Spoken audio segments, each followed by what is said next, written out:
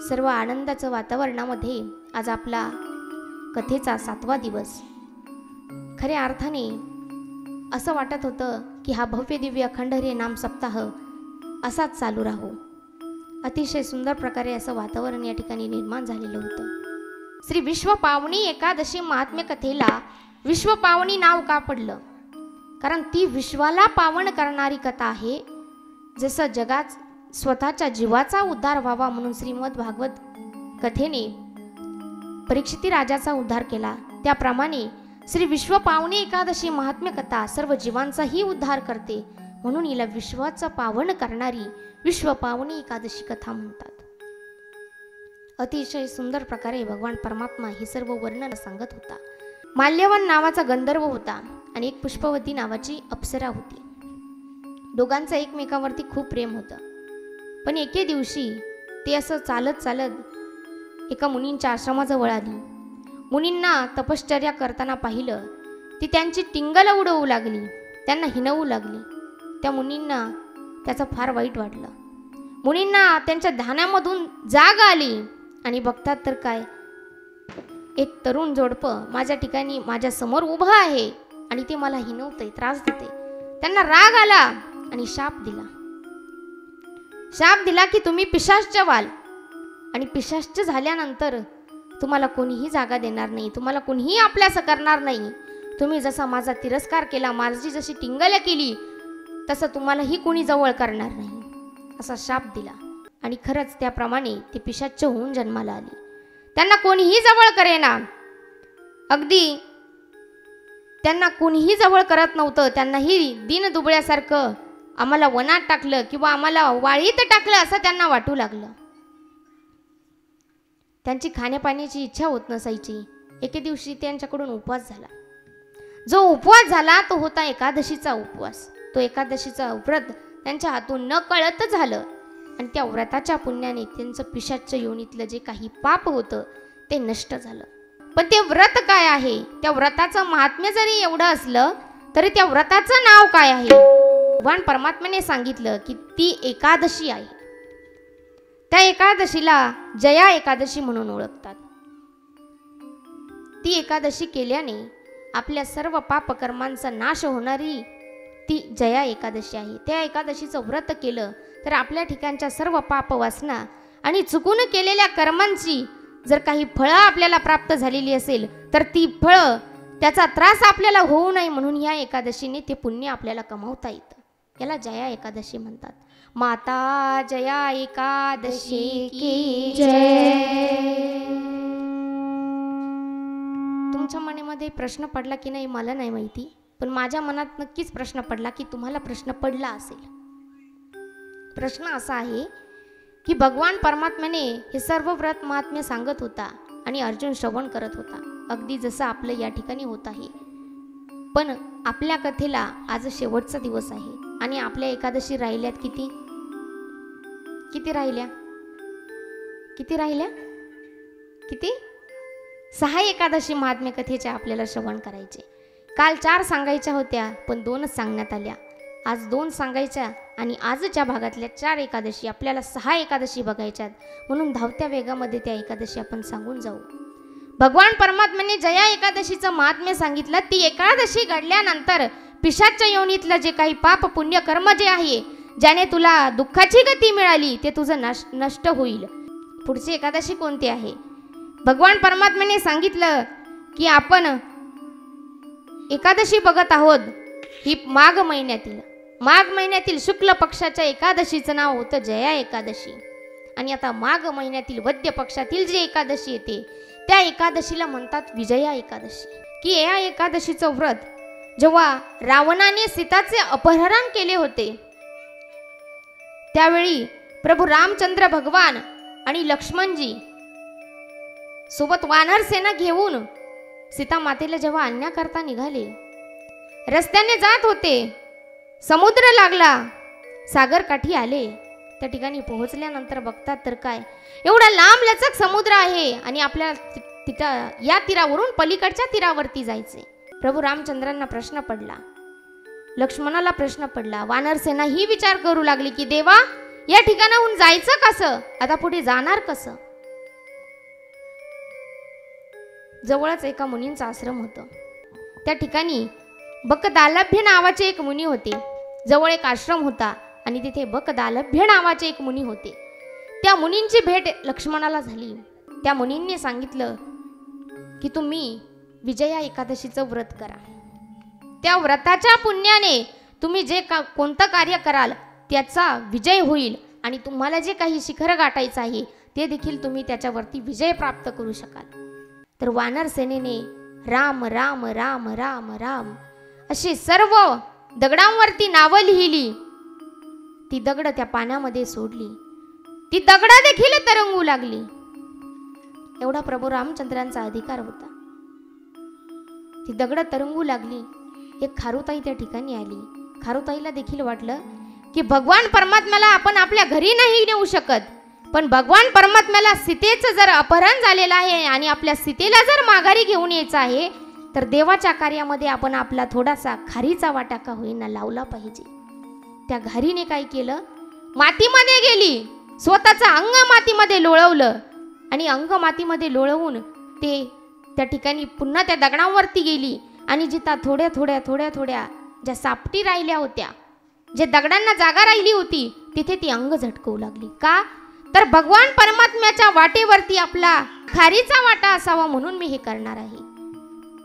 अगदी छोट्याशा जीवाला देखील भगवान परमात्म्याची जिज्ञासा लागते. भगवान परमात्म्याला आपलंसं करून घ्यावं वाटतं आणि भगवान परमात्म्याने तो राम सेतू पार केला. सीतेला माघारी घेऊन आली आणि हे कशाच्या पुण्याने झालं तर विजया एकादशीमुळे. हिला विजया एकादशी का म्हटलं गेलं, त्या कारणामुळे. त्या दिवसापासून या एकादशीला विजया एकादशी म्हटलं जातं. कुणी ऐऱ्या गेऱ्याच्या विजयामुळे विजया एकादशी नाव नाही पडलं. प्रभू रामचंद्रांच्या विजयाने या एकादशीला विजया एकादशी नाव पडलं.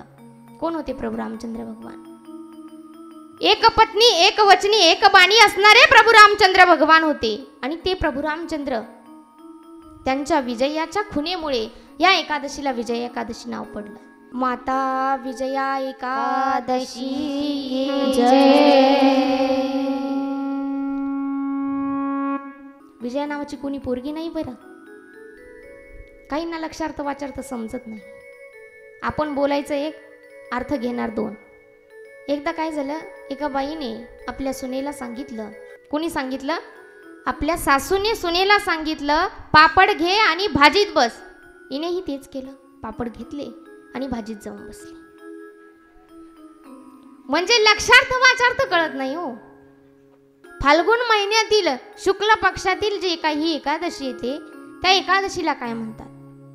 भगवान परमात्म्याने सांगितलं त्या एकादशीला आमलकी एकादशी म्हणतात.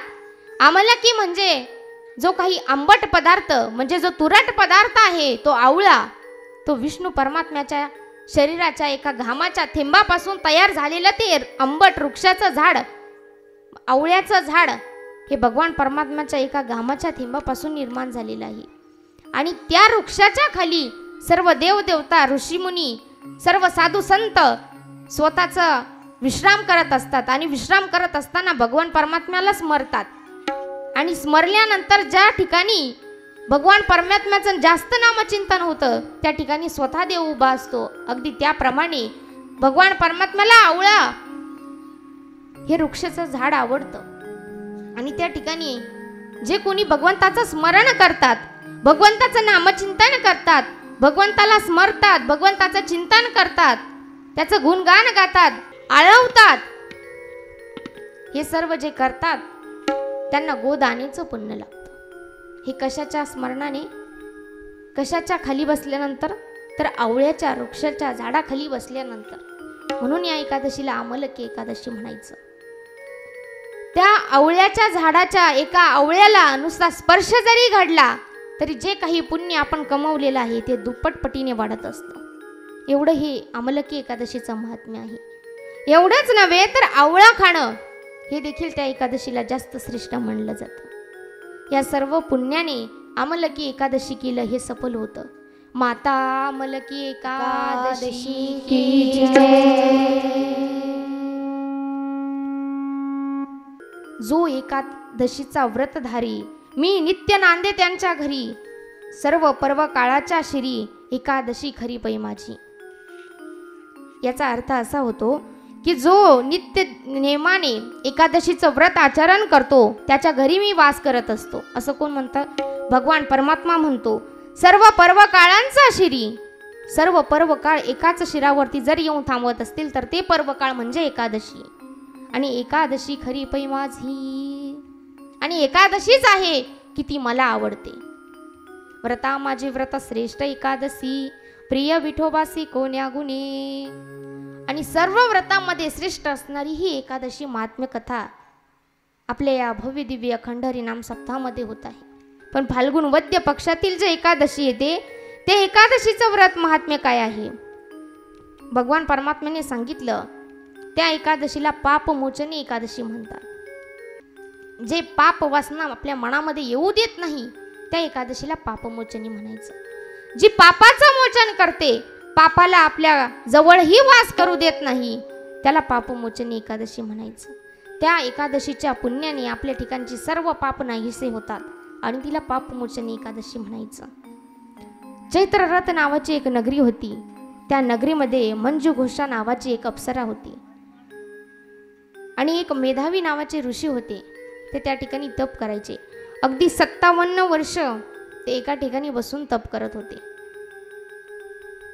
तिथे त्यांना त्यांच्या त्या ध्यानामध्ये व्यत्यय आणण्याकरता जाणार, त्यांना त्रास देणार कोण? ती अप्सरा. कोणती?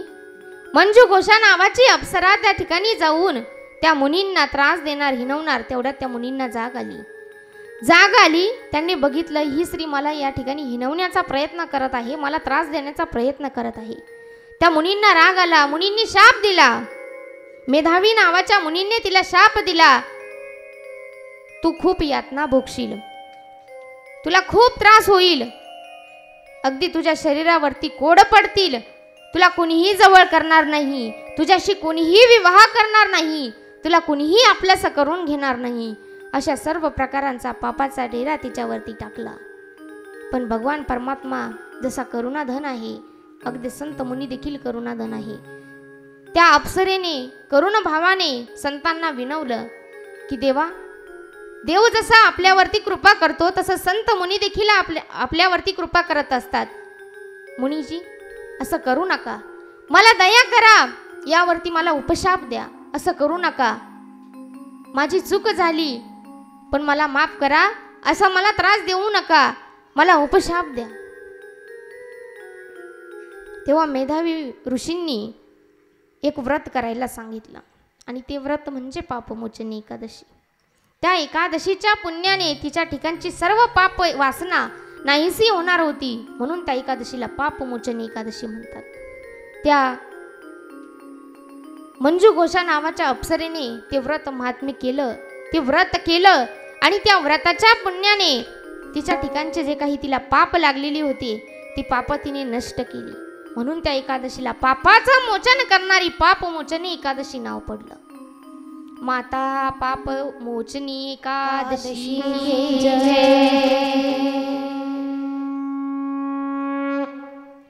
भगवान परमात्मा जितका गोड आहे तेवढं भगवंताचं नामचिंतन गोड आहे. माझ्या बाबांनी भरपूर काही केलं. काल बसल्या बसल्या विचार केला की बाबांची इतकी आठवण आली. बाबांबद्दल कार्यक्रमामध्ये थोडासा विचार मांडावा. विचार मांडण्या इतकी मी मला स्वतःला भाग्यवान समजते, कारण ज्या कुळामध्ये माझा जन्म झाला ते कुळ इतकं पवित्र आहे की आज मला अनुभव आला. बाबांवरती काल मी एक गीत लिहिण्याचा प्रयत्न केला. आमच्या ताई अगदी मधुर वाणीमधून ते गीत गातील. माझ्या डोळ्यातलं आसव कुणी माईन पुसताना, माझ्या डोळ्यातलं आसव कुणी माईन पुसताना, उरी हुंदका दाटतोया गोष्ट बापाची सांगताना, उरी हुंदका दाटतोया गोष्ट बापाची सांगताना, उरी हुंदका दाटतोया गोष्ट बापाची सांगताना, उरी उरी दाटतोया गोष्टी बाबाची सांगताना. त्याच्या परमार्थ जीवाला किती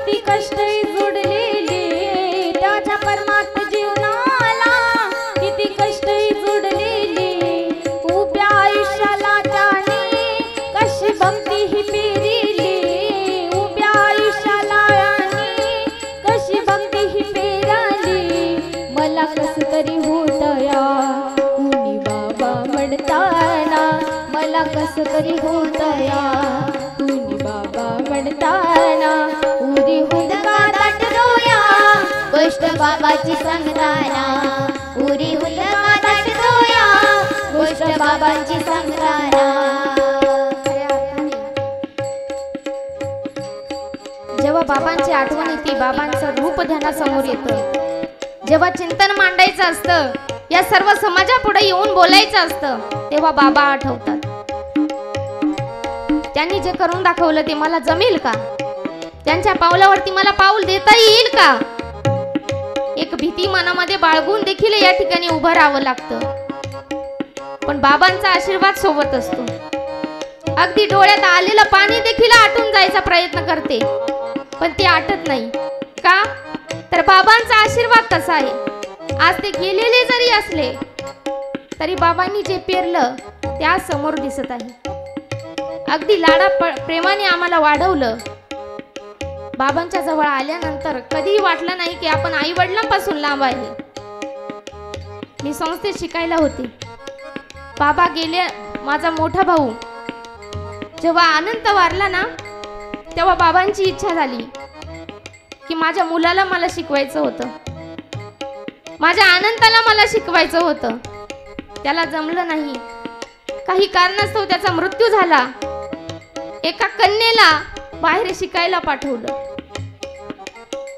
वर्षभर मला करमलं नाही. असं वाटायचं घरच्यांनी मला सोडून दिलं की काय. पण खऱ्या अर्थाने आज असं वाटतं त्यांनी मला सोडलं नाही. या समाजापुढे या प्रकाराने उभं करायचं होतं की सर्व समाजाने मला प्रेम द्यावं. खऱ्या अर्थाने आज त्याची जाणीव होते. बाबांनी खूप काही केलं. त्यांच्या आयुष्यामध्ये त्यांनी जेवढी कष्ट सोसली ना, तेवढं मी तर काहीच केलं नाही. त्या वर्षभराचा त्रास आज जर आठवला ना, तर असं वाटतं की बाबांच्या आयुष्यभराचा त्रास त्याच्या पुढे कमी पडणार आहे. बाबांनी फार काही केलं.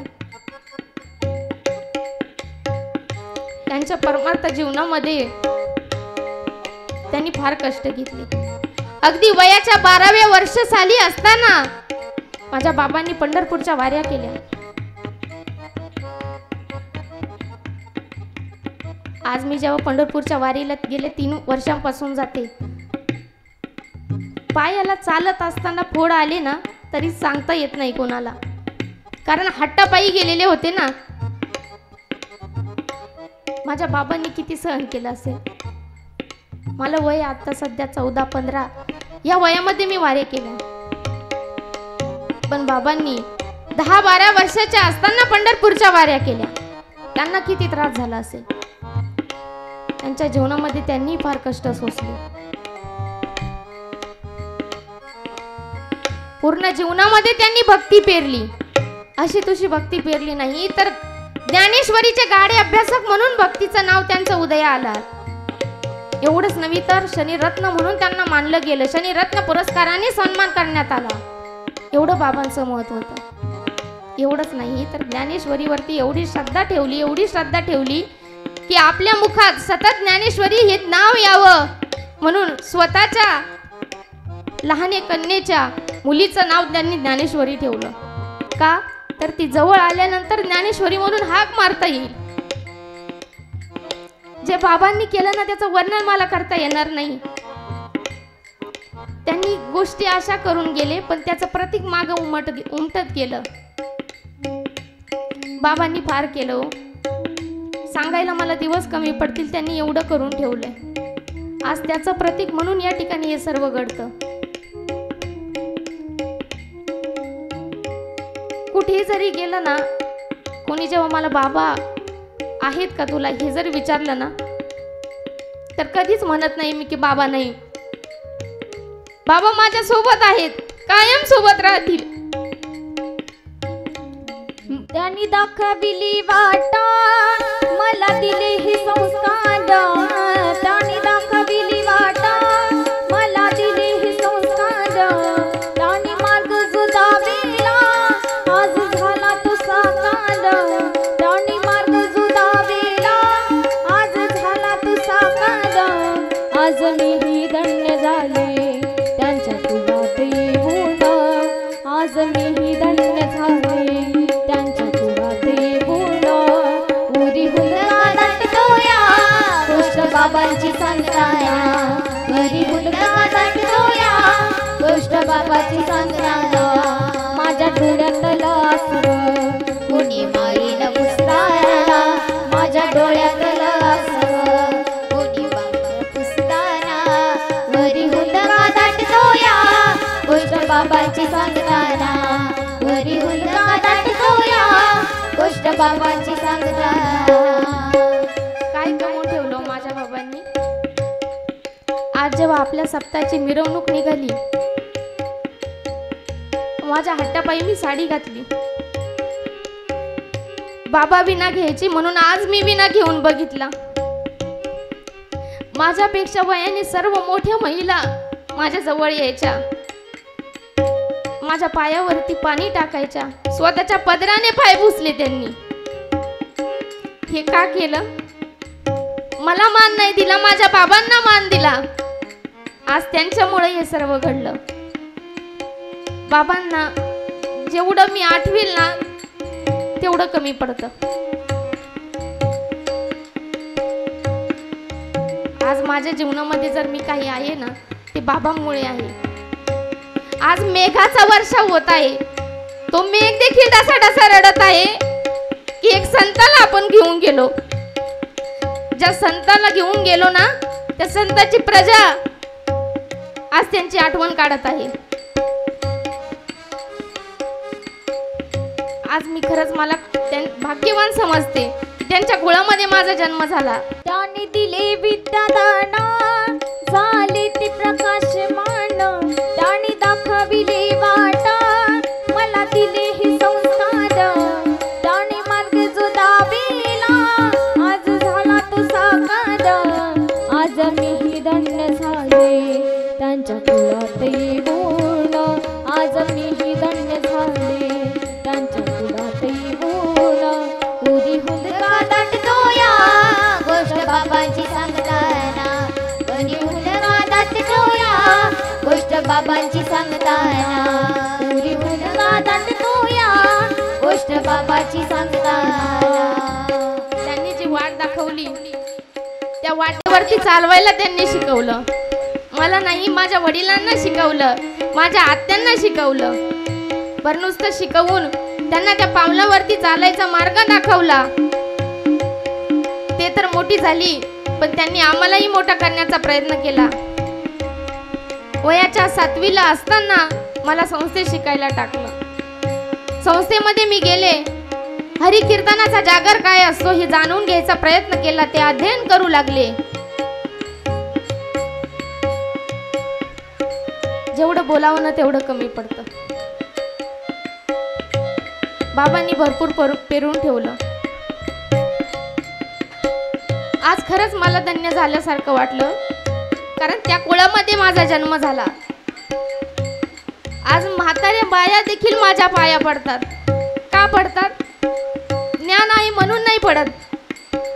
बाबांचं कर्म आहे, बाबांनी केलेलं फळ आज उदयाला आलं म्हणून बाया पाया पडायला येतात. आज त्यांच्याच मार्गदर्शनाखाली एवढा मोठा सप्ताह या ठिकाणी होत आहे. त्यांच्या माध्यमातून हा सप्ताह घडतो. गेल्या 19 वर्षापासून अखंड हरिनाम सप्ताह या ठिकाणी साजरा होत आहे. अगदी आनंदाने हा वर्ष साजरा केलं जातं. भगवान परमात्म्याने आम्हाला काही कमी पडू दिलं नाही.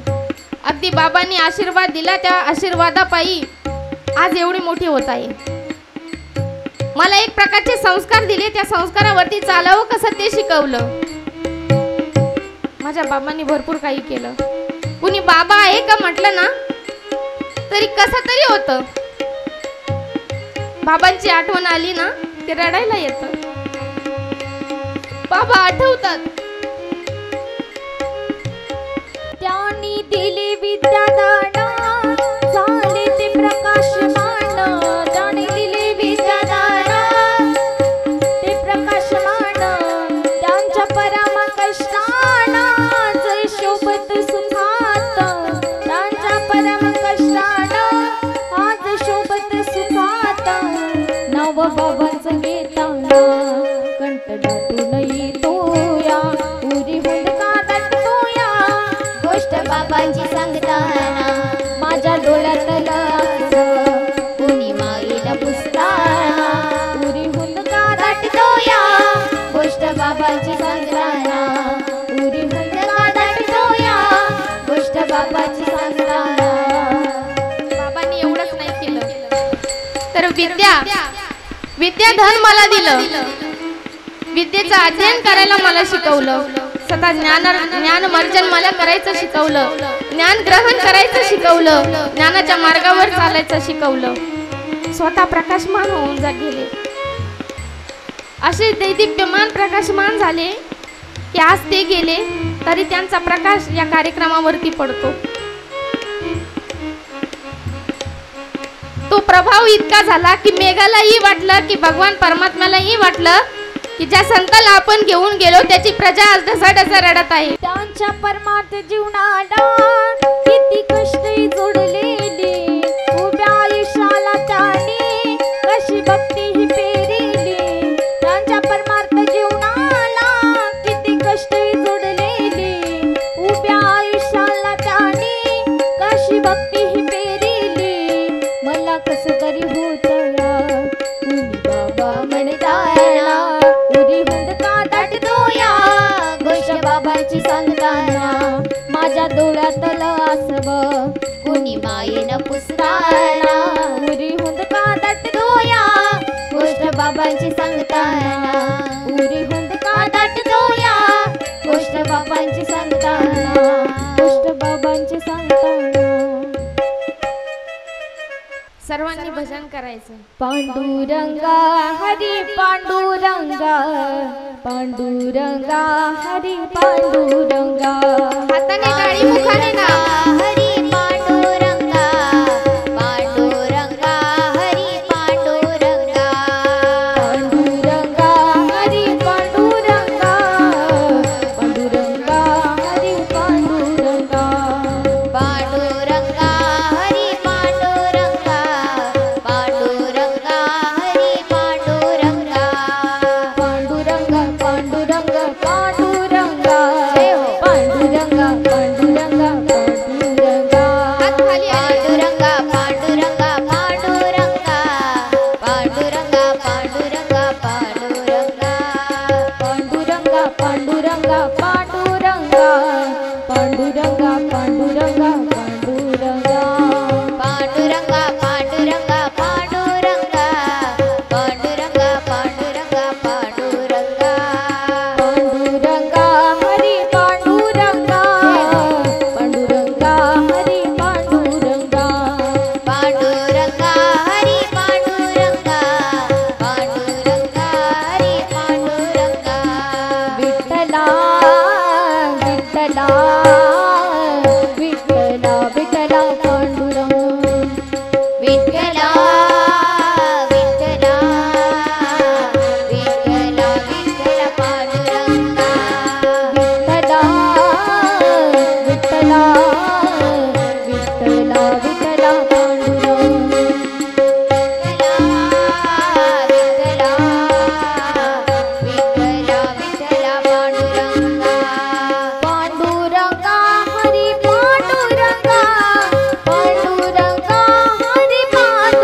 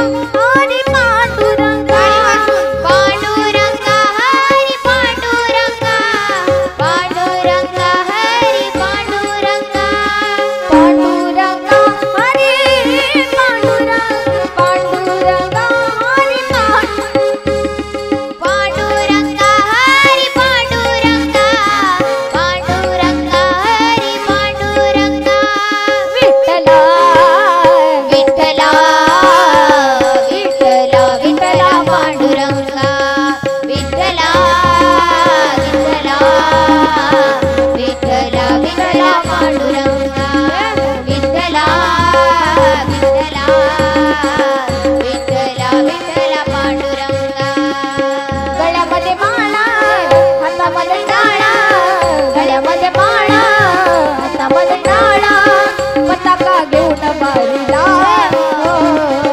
पताका घेऊन बारीला विठ्ठला वारकरी आलाय भेटीला विठ्ठला वारकरी आलाय भेटीला विठ्ठला वारकरी आलाय भेटीला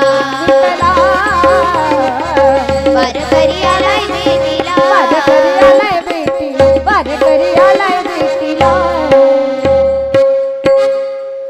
आज आपल्या कथेची सांगता जाता जाता एवढंच सांगून जाईल की जे काही चांगलं होतं तो बाबांचा आशीर्वाद होता. त्यांनी जशी बुद्धी दिली जसा आशीर्वाद देण्यात दिला त्या आशीर्वादाप्रमाणे मी बोलण्याचा प्रयत्न केला. काही चुकलं असेल तर तो तुमच्या संगतीचा परिणाम नसून माझ्या अल्पबुद्धीचा दोष समजा. आणि माझी झालेली सेवा या ठिकाणी मी संपवत आहे. ओम जय एकादशी माता